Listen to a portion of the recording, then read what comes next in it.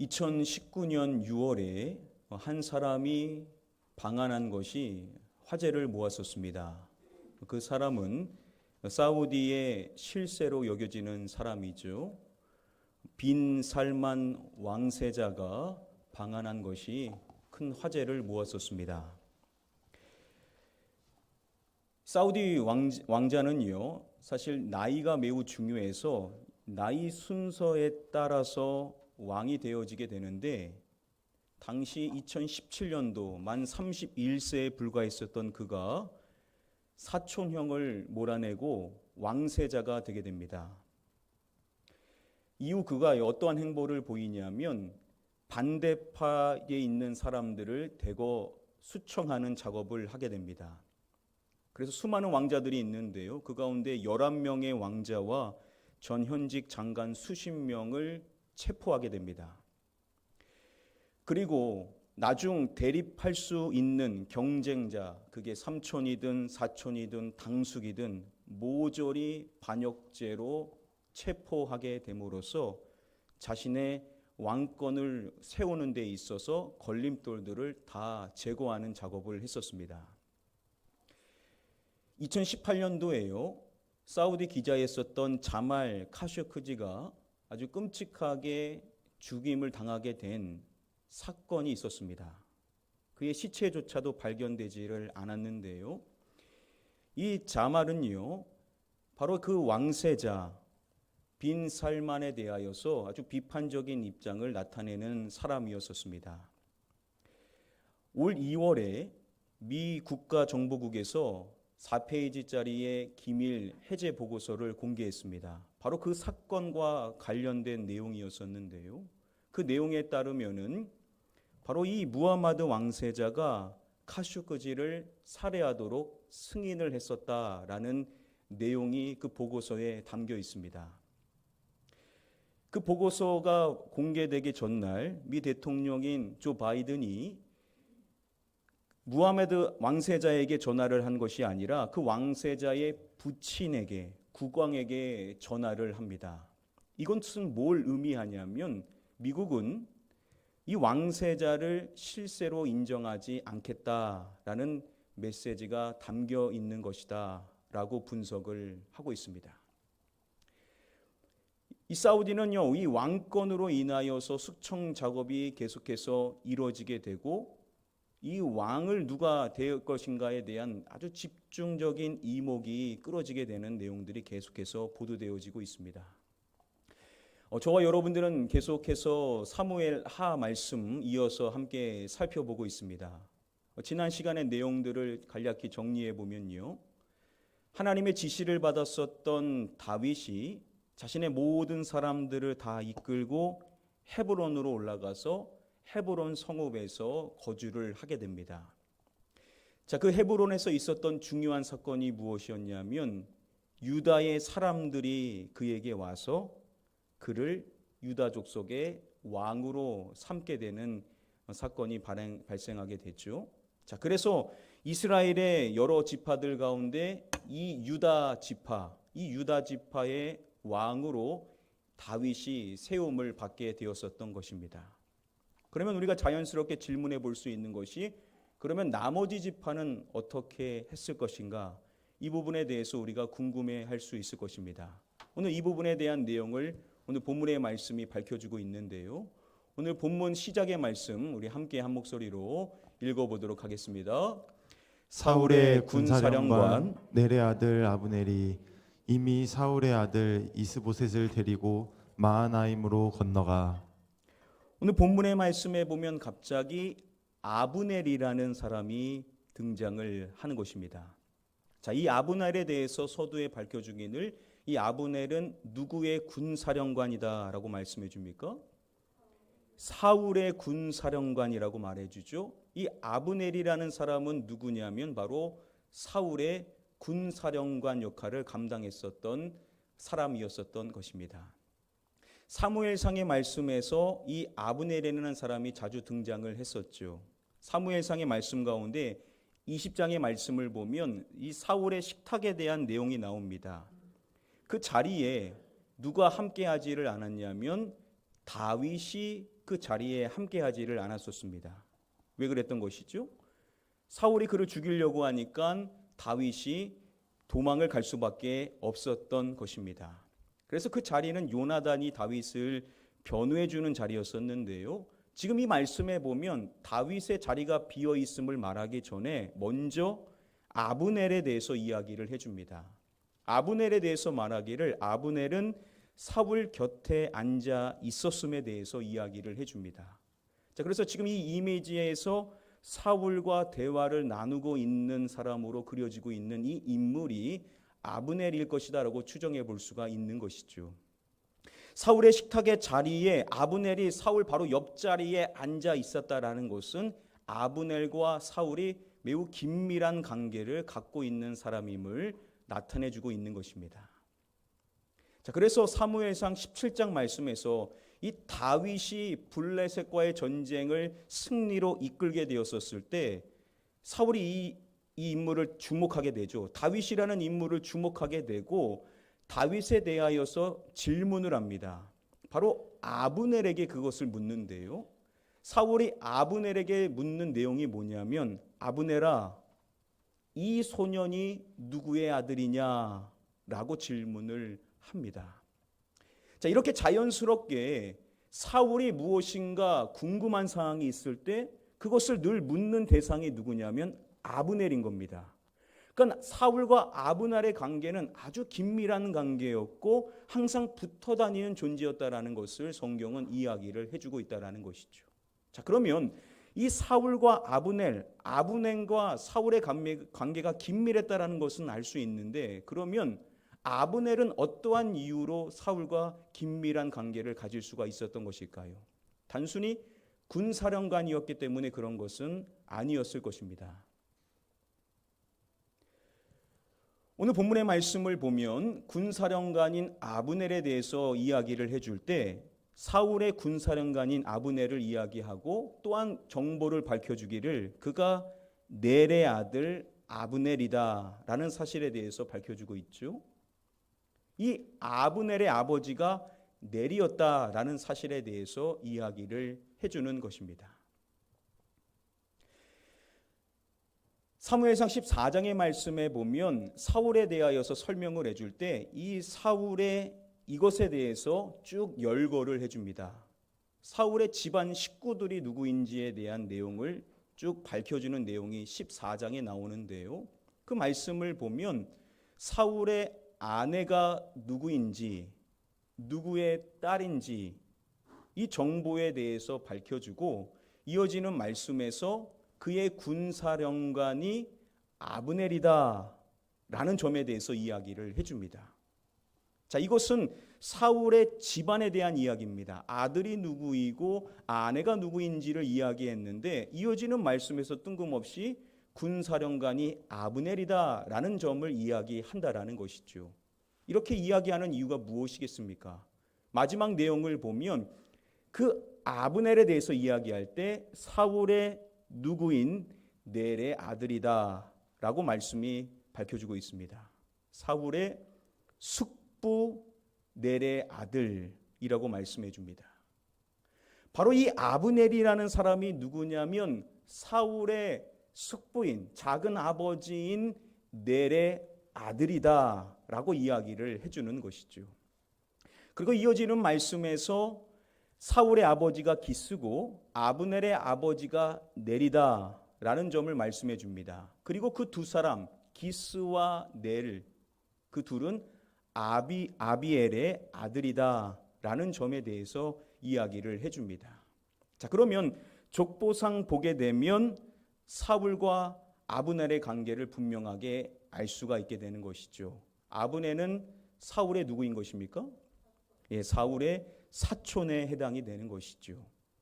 그러니까 긴밀한 관계를 가질 수 있었던 이유가 무엇인지를 알 수 있는 것입니다. 그가 사울의 사촌이었기 때문에 그가 군사령관의 자리를 맡을 수가 있었던 것이고 늘 사울 곁에 붙어 다닐 수 있는 긴밀한 관계를 유지해 나갈 수가 있었다라는 겁니다. 자, 그러면 이 아브넬이라는 사람이 어떠한 사람이었는가? 이 아브넬이라는 사람이 어떠한 속성을 갖고 있는 사람이었는가에 대해서 한번 생각해 볼 수가 있을 것입니다.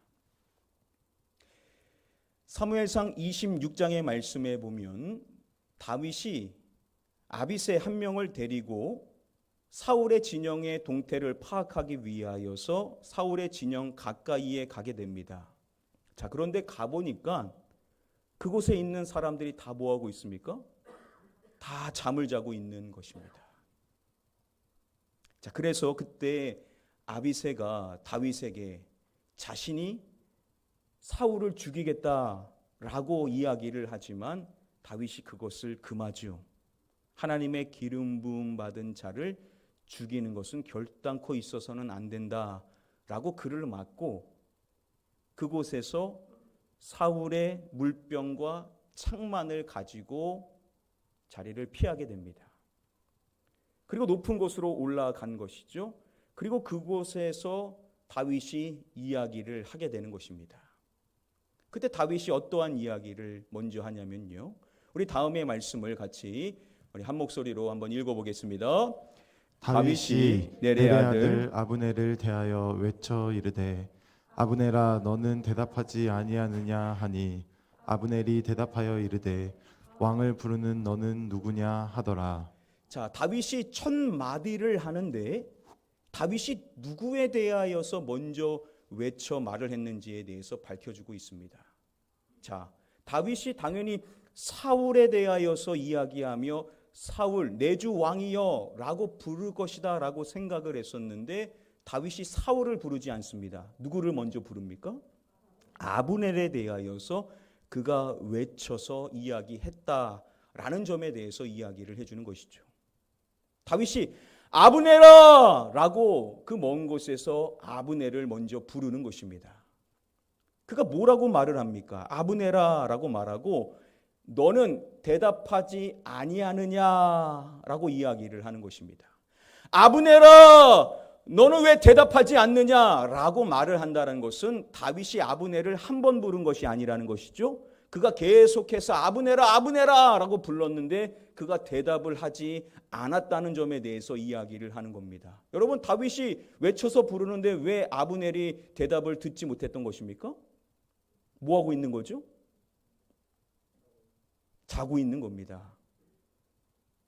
아브넬이 깊은 잠에 빠져 있어서 다윗이 아무리 크게 불러도 아브넬이 자신을 부르는 그 소리를 듣지를 못하고 있었던 것이죠. 그래서 다윗이 아브넬에게 이야기를 하는 것입니다. 네가 어찌하여 내 주 왕을 보호하지 아니하느냐. 다윗이 아브넬에게 말하는 것입니다. 네가 보호해줘야 될 그 왕을 왜 사울을 보호하지 않느냐라고 말하면서 그 증거를 보여주게 되는 것이죠. 아브넬이 거기서 뭐하고 있었냐면 다른 병사들과 마찬가지로 똑같이 다 잠을 자고 있는 모습 속에 아브넬 역시도 동일한 모습을 보이고 있었다라는 것이죠. 여러분 만약에 아브넬이 충직한 신하였다라고 한다면 그가 군사령관의 역할을 잘 감당해 나가는 사람이었다면 다른 신하들은 자고 있어도 그는 깨어서 왕을 보호하는 역할을 하지 않았겠습니까? 그런데 아브넬도 똑같이 옆에서 잠을 자고 있었다라는 것이죠. 그것도 잠깐 존 것이 아니라 깊은 잠에 빠져 있었다라는 것은 그는 무책임하게 그냥 잠을 취해 있는 상태였다라는 것을 추정해 볼 수가 있는 것입니다. 자, 그래서 여러분 사울의 마지막 이야기가 나오는 31장의 말씀에 보면 사울이 그가 공격을 당하여서 부상을 입은 상태로 결국 스스로 목숨을 끊게 되는 자결하는 내용이 나오게 됩니다. 그 사울의 마지막 최후에 대해서 이야기하는 사무엘상 31장의 말씀에 보면 군사령관인 아브넬에 대한 언급이 나오냐? 나오지를 않습니다. 만약에 군사령관인 아브넬이 사울의 곁에 늘 함께 있었던 것처럼 그를 지키는 역할을 충직하게 감당하는 사람이었다면 사울의 그 마지막 순간에도 분명 아브넬을 함께 있었을 것이라는 겁니다. 그런데 사울이 죽게 되는 그 장면 속에 아브넬은 등장하지조차를 않는다라는 것이죠. 뭘 생각해 볼 수 있는 겁니까? 사울을 추격하는 블레셋의 그 입장을 알고 있기 때문에 이 아브넬이라는 사람은 결국 살기 위하여서 사울 곁을 떠나 있었던 것으로 추정해 볼 수가 있었다는 것이죠. 이러한 인물이 바로 이 아브넬이라는 인물이라는 겁니다. 자, 그런데 오늘 본문의 말씀에 갑자기 이 아브넬이 등장을 하는 것입니다. 그리고 또한 어떠한 인물에 대해서 이야기를 하는데요. 바로 사울의 아들에 대해서 이야기를 합니다. 사울의 아들인데 지금껏 한 번도 언급되어지지 않은 사람이 이야기되어집니다. 사울의 아들 누구라고 하죠? 이스보셋이라는 아들에 대해서 말합니다. 사울의 아들 가운데 이스보셋이라는 아들이 있었다라는 겁니다. 자, 그런데 좀 이상하지 않습니까? 사무엘상 14장의 말씀에서 앞서서 이야기한 것처럼 사울의 집안 식구를 열거해 줬습니다. 아들이 누군지, 딸이 누군지, 아내가 누군지, 그의 사촌이 누구인지 이러한 정보가 쭉 나오는데 사울의 아들로 이야기되어지는 인물이 요나단과 그리고 이스위와 말가수아라고 세 명의 아들이 있었다라고 이야기를 해줍니다. 자, 그런데 오늘 말씀에 보면 갑자기 사울의 아들 가운데 이스보셋이라는 아들이 있다라는 점에 대해서 이야기를 해주는 것입니다. 자, 만약에 사울의 아들 가운데 이스보셋이 있다라고 한다면 사울의 아들의 명단이 나올 때 당연히 이스보셋이 나와야 되는데 이스보셋에 대해서는 언급조차 하지를 않고 있다라는 겁니다. 그러니까 학자들이 이견이 많이 있고 또 나중 말씀에 보면 족보에 보면 이스보셋이라는 이름은 없고 또 다른 이름이 나옵니다. 학자들마다 이견은 있지만 사무엘하 나중 말씀을 보면 사울에게 첩이 있었다라는 정보에 대해서 이야기를 해줍니다. 이 사울의 첩으로 인하여서 나중에 이제 사건이 나오게 되는데요. 자, 그래서 학자들이 추정하기를 사울의 아들들에 대하여서 이야기할 때는 이 이스보셋이라는 인물을 말하지 않았는데 갑자기 이제 사무엘 하에서 이스보셋에 대해서 이야기를 한다라는 것은 조심스럽게 추정하기는 이 이스보셋은 첩의 아들이 아니었을까? 그래서 첩의 아들이었기 때문에 정식 아들은 아니어서 아들의 명단에 들어오지는 않았었을 것이라는 겁니다. 자, 그런데 그러한 아들이 왜 갑자기 등장을 하는 것인가? 아시는 것처럼 블레셋과의 전쟁에서 사울만 죽은 것이 아니라 사울의 아들들 역시도 다 어떻게 됩니까? 다 죽임을 당하게 됩니다. 그 세 아들 모두가 요나단을 포함하여 다 그 현장에서 죽게 되었었던 것이죠. 그리고 오늘 본문의 말씀에서 이제 사울의 아들로서 이스보셋에 대해서 이야기를 한다라는 겁니다. 사울의 혈연 가운데 그래도 남아있는 아들로서 이스보셋이 있었기 때문에 이제 이스보셋에 대해서 아들로 칭하는 것이 아니겠는가라고 설명을 하는 겁니다. 자, 이 사울의 아들인 이스보셋이 누구와 연결되어서 이야기를 하냐면 아브넬과 연결해서 이야기를 한다라는 것이죠. 자, 그러면 아브넬은 이스보셋의 누구냐면 당숙인 것입니다. 이스보셋의 당숙인 아브넬이 이스보셋을 데리고 마하나임으로 건너가게 됩니다. 기브온에서 이제 마하나임으로 그를 데리고 건너갔었던 것입니다. 자, 그리고 무엇을 하는지 오늘 본문의 말씀이 밝혀주는 것입니다. 우리 이어지는 본문의 말씀 함께 한 목소리로 읽어보겠습니다. 길르앗과 아술과 이스라엘과 에브라임과 베냐민과 온 이스라엘의 왕으로 삼았더라. 마지막 내용을 보면 온 이스라엘의 무엇으로 삼았더라라고 말씀해 주죠. 왕으로 삼았더라. 온 이스라엘의 왕으로 삼게 되어진 그 사람이 누구냐면 바로 이스보셋이었다라는 것이죠. 주어를 보면 그가 그를 왕으로 만들었다라고 이야기를 합니다. 여기서 그는 누구겠습니까? 바로 아브넬이겠죠. 아브넬이 이스보셋을 이스라엘의 왕으로 삼았다라는 것입니다. 자, 그래서 앞의 내용을 보면 아브넬이 어떻게 했는지를 말하기를 이스보셋을 어떻게 했더라고요? 아브넬이 이스보셋을 데리고 마하나임으로 건너갔다라고 이야기를 하는 것입니다.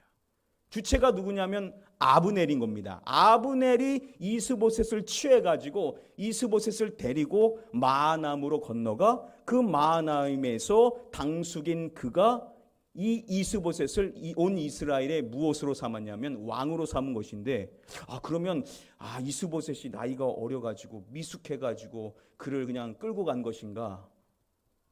본문 이후의 말씀을 보면 그가 왕이 되었었을 때의 나이를 밝혀주는데요, 그의 나이가 몇 세였냐면 40세였다라고 이야기를 합니다.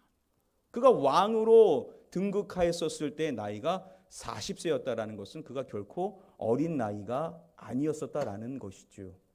자, 그런데 그러한 그를 당숙이었던 아브넬이 데리고 가서 마하나임으로 건너가서 그를 왕으로 삼았다라는 것은 결국 모든 주도권은 누구에게 있었다라는 겁니까?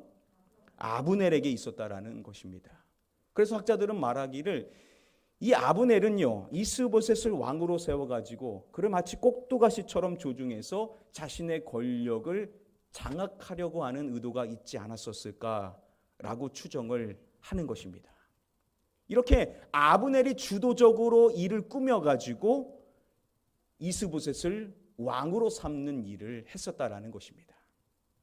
이것이 오늘 본문의 말씀의 내용인데요, 다시금 앞절인 8절의 말씀을 보면 굳이 이야기해 주지 않아도 되는 부사를 쓰고 있는 것을 볼 수가 있습니다. 어떠한 부사냐면 이미라는 부사를 쓰고 있습니다. 아브넬이 이미 이스보셋을 데리고 마하나임으로 건너갔다. 그래서 그곳에서 이제 왕으로 삼고자 하는 계획을 다 추진해 나가고 있었다라는 사실에 대해서 이야기를 해주고 있는 겁니다. 자, 이미라는 이야기를 쓴다라는 것은 당연히 앞의 사건과 연결해서 이 내용에 대해서 이야기를 하고 있다라는 것이겠죠. 여러분, 앞의 사건을 기억하실 것입니다. 다윗이 왕으로 세워져서 기름 부음을 받고 다윗의 첫 행보가 무엇이었는지를 밝혀주죠. 유다 지파의 왕이 되었었던 그가 처음으로 무엇을 행했는지에 대한 첫 행보를 밝혀주는데, 그 내용이 무엇이었습니까? 다윗이 전령들을 보냈죠. 그래서 자신의 메시지를 전해주는데 그 사람들이 누구였었습니까? 길르앗 야베스 사람들이었었죠. 다윗이 길르앗 야베스 사람들에게 전령을 보내서 자신의 메시지를 전한 것이 왕으로 세움받은 그의 첫 번째 행보였었습니다. 첫 행보는 항상 중요하죠. 첫 행보가 무엇을 했는지가 자신이 어떠한 정책을 펴나가야 할지를 보여주는 첫 메시지이기 때문에 너무나도 중요한 사항입니다. 그가 길르앗 야베스 사람들에게 전령들을 보내서 칭찬을 하죠. 그들이 사울의 장례를 치러준 것에 대해서, 은혜를 베풀어 준 것에 대하여서 여호와께 복을 받을지어다 라고 이야기를 하며 그들을 축복해 주는 이야기를 해줍니다. 그리고 여호와께서 너희들에게 은혜와 진리를 베풀 것에 대한 축복의 말을 해주고 자신 역시도 선한 일에 대하여서 너희에게 갚아주기를 원한다 라는 이야기를 해줍니다. 자, 그리고 그들에게 이야기하기를 너희가 손을 강하게 하여 담대하라 라고 이야기를 해주죠. 비록 그들이 주로 섬겼었던 사울이 죽었지만 자신이 유다족 속의 왕으로 기름 부음을 받았기에 내가 너희에게 선을 베풀기를 원한다라는 것은 사울의 역할을 자신이 이제 해주겠다, 내가 너희를 책임져 주겠다라고 메시지를 그들에게 전해 주었었던 것입니다. 바로 이것이 다윗이 왕으로 기름 부음을 받고 처음으로 보였었던 모습이었다라는 것이죠. 자, 이 사건과 관련하여서 오늘 본문의 말씀이 말하는 것이 뭐냐면 아브넬이 이스보셋을 데리고 마하나임으로 건너갔는데 이게 이미 있었던 일이었다라는 점에 대해서 이야기를 한다라는 것이죠. 즉 앞의 사건과 연결하여서 이 내용을 이야기한다라는 것입니다. 뭘 이야기하냐라는 것이죠.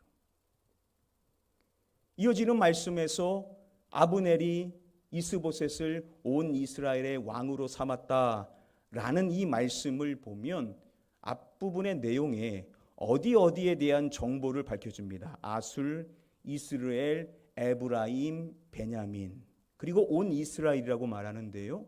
이 정보를 보면 가장 먼저 이야기하는 지역이 있습니다. 가장 먼저 어디를 이야기하죠? 바로 길르앗을 이야기합니다. 이미 길르앗은 아브넬에 의하여서 포섭되어져 있는 상태였던 겁니다. 그래서 그 길르앗 사람들은 이미 아브넬의 계획 속에 들어와 있었던 상태였다라는 것이죠. 다윗이 첫 행보로 보였었던 내용이 무엇이었냐면 길르앗 야베스 사람들에게 전령들을 보내어서 내가 너희를 책임져 주겠다라고 이야기함으로써 그들과 협력하기를 원했었는데 이게 다윗의 첫 행보였었는데 첫 행보가 성공한 겁니까? 실패한 겁니까? 철저히 실패했었던 겁니다. 아무런 의미 없는 일을 그가 했었다라는 것이죠. 이미 아브넬에 의하여서 그곳 사람들은 포섭되어져 있는 상태에 있었다라는 것이죠. 첫 기름 부음을 받아서 첫 행적으로서 아브넬 사람들에 대해서 메시지를 보냈는데 아무런 의미 없는 일을 철저한 실패의 결론에 다다르는 일을 그가 했었다라는 겁니다. 주석가들은 이러한 이야기를 합니다. 다윗이 원하는 대로 일이 진행됐냐? 진행되지 않았다라는 겁니다. 우리는 흔히 하나님이 우리를 인정하시고 함께 하시면 모든 것이 순조롭고 순탄하게 진행될 것이라고 생각을 하는데 그러나 다윗의 삶은요 그렇지 않을 수 있음을 분명하게 보여주고 있다는 것이죠. 다윗이 생각한 대로 첫 행보로서 왕으로 기름 부음을 받아 첫 메시지를 전하는 그 중요한 사역을 했는데 다윗이 원하는 대로 됐으면 참 좋았었을 텐데 그가 원하는 대로 일이 진행되지를 않았다라는 겁니다. 우리는 하나님이 나와 함께 하시면 내가 하는 일이 내가 원하는 대로 다 되어지고 순탄해지고 내가 하는 일이 순조롭게 진행되어져야만 된다라고 생각을 하는 경향이 있는데 다윗의 메시지를 통하여 하나님이 우리에게 하시는 말씀이 뭐냐면 그렇지 않을 수도 있다라는 것이죠. 우리가 중요한 역할을 감당해서 내가 이것을 하겠습니다. 하나님이 주신 지혜라고 생각하고 그 일을 행했는데 좋은 일이라고 행했는데 그 일이 무조건 잘 되고 뜻대로 성취되어지냐? 그렇지 않을 수도 있다라는 것입니다. 이제 말씀을 맺도록 하겠습니다. 저와 여러분들 모두는 다 계획하는 일들이 있죠. 기도하면서 계획을 하고 오랜 시간 동안 준비하여 계획하는 일들이 다들 있으실 것입니다. 이 계획하는 일이 저와 여러분들이 원하는 대로 계획한 대로 이루어질 때도 있죠. 그래서 우리가 생각했었던 대로 일이 진행되어지게 되는 그러한 모습들이 우리에게 보여질 때가 있는 것입니다. 자, 그런데 여러분 그렇게만 되냐? 그 반대도 있다라는 것이죠. 우리가 원하는 대로 이루어지지 않을 수도 있다라는 것입니다. 근데 우리는 어떠한 생각을 하고 있냐면 원하는 대로 내가 계획한 대로 내가 기도한 바대로 일이 진행되어지게 되면 하나님이 나와 함께 하시는구나. 하나님이 나에게 은혜를 주시는구나. 하나님이 정말 내 편이구나. 우리가 이렇게 생각을 하는데 만일 반대로 내 생각대로 일이 진행되지 않으면 내가 그렸던 대로 일이 진행되지 않으면 하나님이 나와 함께 하지 않나 보다. 하나님이 내 편이 아니나 보다. 내 신앙생활은 뭐가 의미가 있는가? 우리가 이렇게 침체되어지고 부정적인 생각에 빠지게 되는 경향들이 있다라는 겁니다. 자, 그런데 오늘 메시지가 분명하게 이야기해주고 있는 이야기가 무엇입니까? 원하는 대로 일이 진행되지 않을 수도 있다라는 것인데 그렇다고 해서 하나님이 함께 하시는 것이 아니냐? 그렇지 않다라는 것이죠. 우리가 생각한 대로 일이 진행되지 않는다 하더라도 우리가 원하는 대로 일이 진행되어지지 않는다 하더라도 여전히 하나님께서는 우리와 함께 하시는 은혜의 하나님이신 줄 믿습니다. 우리의 신앙에 이것이 너무나도 중요하다라는 겁니다. 내가 생각대로 일이 진행되어져야만, 내가 바라는 대로만 일이 성취되어져야 되만, 그래야만 하나님이 나와 함께 하시고 하나님이 나에게 은혜를 주시고 하나님이 내 편이시냐? 그 반대여도 내 생각대로 일이 진행되지 않고 일이 꼬이고 어려워지고, 그래서 내 생각대로 일이 아무것도 진행되어지지 않는 그 모습이 보인다 하더라도 여전히 우리의 하나님은 저와 여러분들을 버리지 아니하시고 우리를 붙드시고 계시고 우리와 여전히 함께 하시는 우리의 주권자 은혜의 하나님이신 줄 우리는 믿어야만 될 줄 믿습니다.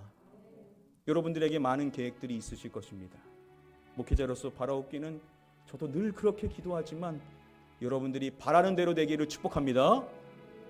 여러분들이 그렇게 되기를 저는 간절히 바라고 저도 그렇게 늘 기도를 하고 있습니다. 하나님, 주실 거면 더 크게 주시고 역사하실 거면 더 풍성하게 주셔서 하나님이 주신 것이라는 것을 우리 성도님들이 인정 안 하는 모습이 없게 해달라고, 철저히 이건 하나님이 하셨다라고 할 만큼 은혜를 달라라고 늘 그렇게 기도를 하고 있습니다. 그래서 그렇게 될 줄을 믿고 기도는 하지만, 그러나 오늘 말씀이 이야기하는 메시지로 적용해 본다면 때로는 그렇지 않을 수도 있다라는 겁니다. 첫 행보면 첫 행보만큼이라도 좀 잘 되면 좋지 않겠습니까? 그래야 그 일 따르는 사람들도 다윗이 계약한 대로 일이 잘 진행되면, 야 맞잖아, 다윗이 말하는 대로 되는 게 맞잖아, 야 다윗을 신뢰하고 다윗이 정말로 기름 부음 받은 사람으로서 정말 자격이 있는 사람이다라고 모두가 인정할 수 있는 그러한 첫 행보의 승리를 보여주면 얼마나 좋았겠냐라는 겁니다. 그런데 그렇지 않았었다라는 것이죠. 이것은 우리의 인생이 꼭 우리가 바라는 대로만 되는 것이 아닐 수 있다라는 것인데, 그러나 우리가 놓치지 말아야 될 사실은, 그렇다 하더라도 여전히 우리의 하나님은 우리를 사랑하시고 우리의 삶을 붙드시고 계시고 우리와 여전히 함께 하시는 하나님이신 줄 믿습니다. 이 하나님을 믿으셔서 여러분들의 인생이 원하는 대로 되거나 안 되거나 어떠한 상황이다 하더라도 늘 하나님 안에서 여러분들의 삶이 은혜 가운데 붙들려져서 상황에 따라 믿음이 달라지는 것이 아니라 늘 한결같이 하나님 한 분만을 바라보실 수 있게 되기를 주님의 이름으로 간절히 축복하며 축원합니다.